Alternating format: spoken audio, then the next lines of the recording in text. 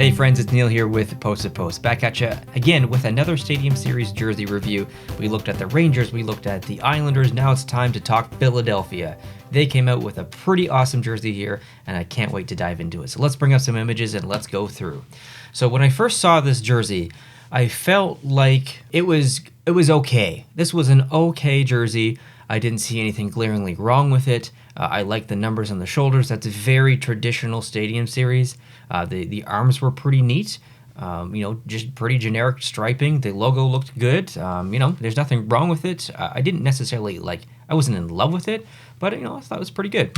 The next photo I saw was a close-up of the logo, and that looks so good. How defined it is in the prime green cut.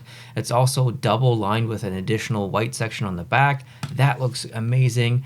And then things changed for me a little bit. I saw different photos from the Flyers actually directly, and this was where things really elevated. I love this entire uniform and the jersey. Sometimes jerseys are good individually. I talk about this often. And sometimes a jersey with a uniform makes it better. I think this is good individually, and then we'll get to it. And then really good individually once I saw more photos. But as a uniform, very, very good. I like the helmet, I like the gloves, the pants, and the transition. So when we talk about flow in a uniform, this is a really good example. We look at jersey concepts every single Friday, we break them down, and we kind of react and we give our opinions. And by our, I guess I mean me. But in terms of flow and in terms of how things move in a uniform, you can do that with color and you can do that with design. It happens kind of in two ways here. So the jersey itself is white. It goes to an orange stripe at the bottom, and then you got white at the very bottom of the jersey, and then that transitions to black pants. That's not really that uncommon. It would be weird if that little white stripe at the bottom was black to kind of bridge the gap. It would look maybe okay, but it's still, I think the right decision was to keep it white at the bottom. It's not that conflicting to go into the black of the pants. The black pants look very good, and here's where things get awesome. Here's where this uniform gets elevated. It's the transition from the black pants into the black socks and then the orange stripe. So that's where the flow happens, and that's where the uniform really, really takes it up a notch. So I really appreciate that when teams do that. They have the foresight to think it's not just about the jersey, it's not just about the socks. Let's bring it all together and make a really cohesive uniform, and that's exactly what this is. Let's go to the next image, which is the back. Here's where things got even better for me. So like I said at the beginning, that jersey was kind of okay. It was pretty good. Nothing really to write home about. And then I saw the nameplate and how they did it. And I think that is absolutely brilliant. On the front, there's not a black giant stripe up by the old nip region. It's just white. It's just like a normal jersey. But on the back or on the arms where that black starts, it just keeps going all the way back and around and comes up to the other side. I've never seen a jersey like that before. And I think that is innovative and brilliant. How has this not been done before? And if it has, I just can't think of it. But maybe it has. I don't know. But it looks so good in my opinion. I love the fact that they did that. There'll be critical people where they look at the numbers and the numbers are orange and then the font is white, so that doesn't really match. Sometimes that bothers me. It doesn't here. I also kind of like the numbers. I don't mind that there's not a black stroke around the numbers. I think just having them orange looks pretty good. It matches with the bottom stripe of the jersey very well.